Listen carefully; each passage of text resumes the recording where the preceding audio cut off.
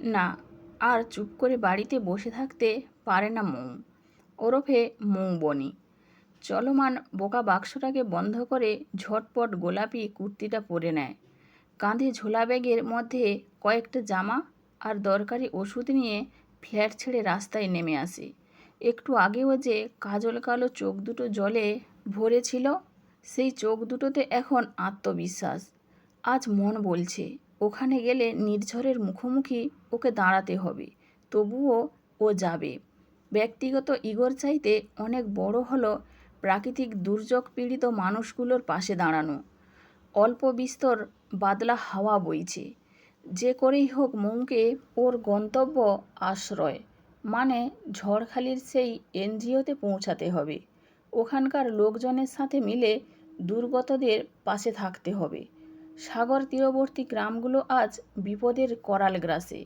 এক ভয়ঙ্কর ঘূর্ণিঝড় আসছে মাঝরাতে। বাড়িতে বসে বা শুয়ে নিশ্ছিদ্র নিরাপদে থাকাটা মৌয়ের অভিধানে নেই। মা বাবাকে হারিয়েছে অনেক ছোটবেলায়। একা বড় হবার কষ্টটা ও জানে।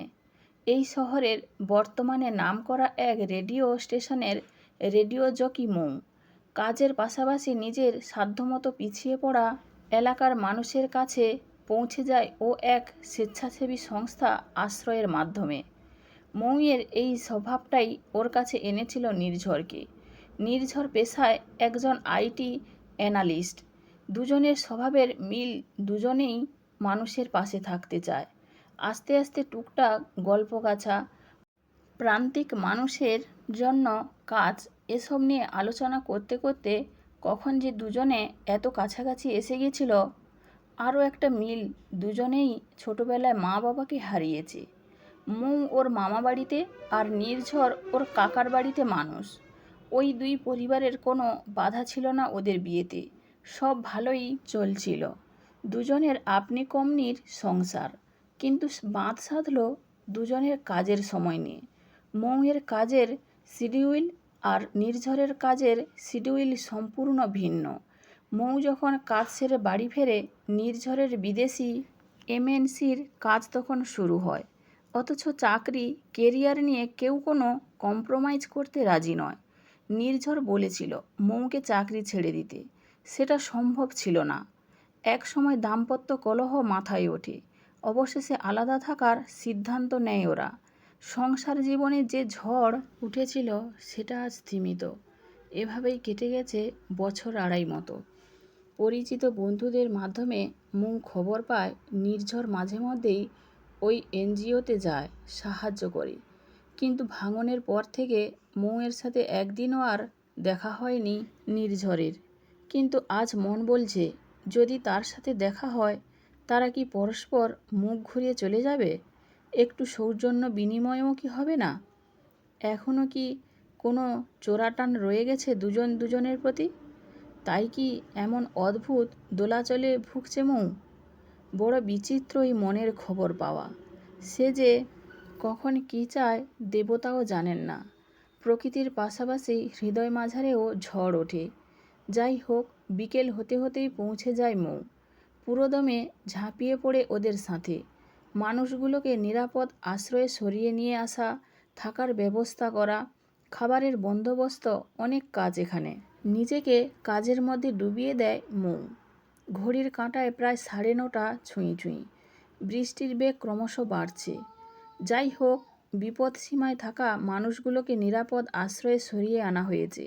রাতের রান্নাও শেষ। সারি বেঁধে ওদের খেতে বসানো হয়। ওড়নাটা ভালো করে কোমরে জড়িয়ে নিয়ে খিচুড়ির বালতি হাতে পরিবেশন করতে আসে মৌ। কয়েকজনকে দেবার পর মাথাটা ঘুরে যায়। দুই চোখে অন্ধকার দেখে মৌ। পায়ের তলায় মাটিটা দুলে ওঠে। তারপর আর কিছু মনে নেই। যখন জ্ঞান ফেরে, ধীরে ধীরে চোখ মেলে তাকায় মৌ, দেখে একটা বিছানায় ও শুয়ে আছে। পাশে একটা চেয়ারে নির্ঝর অপলক দৃষ্টিতে ওর দিকে তাকিয়ে বসে। ধড়মড় করে উঠে বসতে যায় ও। ঈষৎ ধমকের সুরে এবার নির্ঝর বলে, আহ, সব কিছুতেই তাড়াহুড়ো করার তোমার স্বভাবটা তোমার গেল না দেখছি। লো প্রেশারের ধাত তোমার বরাবর। সেই শরীর নিয়ে এত ধকল নিচ্ছ। ডাক্তার দেখে গেছেন। মাথাটা ঘুরে গেছিল হঠাৎ। ঠিকমতো ওষুধ খেতে না বোধহয়। আজ আমি সময় মতো না ধরে ফেললে মাথা ফেটে রক্তারক্তি কাণ্ড হয়ে যেত। একা থাকো তো, এবার নিজের যত্ন নাও। পুরনো সম্পর্কের দাবি নিয়ে নয়, একজন হিতাকাঙ্ক্ষী হিসেবেই বললাম। আপাতত আমি 1 গ্লাস দুধ নিয়ে আসছি, ওটুকু মুখে দাও অন্তত। মৌ পরিচিত কায়দায় ভ্রু নাচিয়ে বলে, ভাগ্যবানের বউ মরে বুঝলে, আর আমি তো তোমার কাছে ইতিমধ্যেই মৃত, তাই না?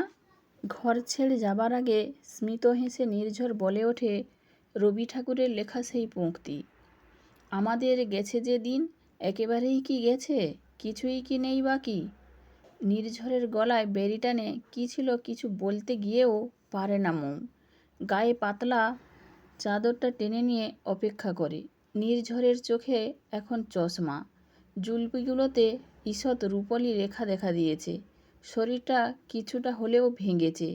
ছেড়ে আসার পর পরিচিতি বন্ধুদের মাধ্যমে মৌ শুনেছিল, বহিমিয়ায় জীবন কাটায় নির্ঝর, একটুও নিজের যত্ন নেয় না। আহারে বেচারা নির্ঝর, অন্যের বিপদে যে ঝাঁপিয়ে পড়ে, তার নিজের জীবনে সে সম্পূর্ণ একা। মৌ কি পারে না ওর হাতটা আরেকবার শক্ত করে ধরতে? পুরনো সব কিছুই কি আজ মিথ্যে? সঠিক সময়ে কিছু কথা বলার অভাবে কত সম্পর্ক নতুন করে তৈরি হয় না, জীবন ফুরিয়ে আসে। বড্ড মায়া লাগছে আজ নির্ঝরকে দেখে। ইতিমধ্যে মৌও ভাবছিল চাকরিটা ছেড়ে দেবে। বড্ড ধকল হয়ে যাচ্ছে। ওর ইউটিউব চ্যানেলটা ভালোই চলছে, ওটা থেকেই যা রোজগার হচ্ছে চালিয়ে নেবার পক্ষে যথেষ্ট। এটা ঠিক হেরে যাওয়া নয়, দুটো কেটে যাওয়া বাউন্ডুলে ঘুড়ির এক আকাশের নিচে ডানা মেলার একটা ছোট্ট প্রয়াস। নির্ঝরও তো কথার মধ্যে সেই কথারই আভাস দিয়ে গেল। ঠোঁটের কোণায় একটা হাসির রেখা ফুটে ওঠে মৌয়ের। ইতিমধ্যে দুধের গ্লাস হাতে নির্ঝর ঘরে ঢুকে বলে, কি এত আকাশ পাতাল ভাবছ মৌ? মৃদু হেসে মৌ বলে, আমি ঝড়ের কাছে রেখে গেলাম আমার ঠিকানা। এক ছুটে ওকে বুকে জড়িয়ে ধরে নির্ঝর। ওর বাহুডোরে বন্দি হয় মৌ। ফোঁটা ফোঁটা খুশির বারিধারা নামে চোখ বেয়ে। খড়কুটোর মতো ভেসে যাবার আগে অনেক গৃহহীনের মতো ওরাও আজ খুঁজে পেয়েছে ফেলে আসা ঘরের ঠিকানা। আসন্ন দীপাবলির প্রাক্কালে সম্পর্কের নতুন আলোর প্রদীপ জ্বালে ওরা দুটি জুটিতে।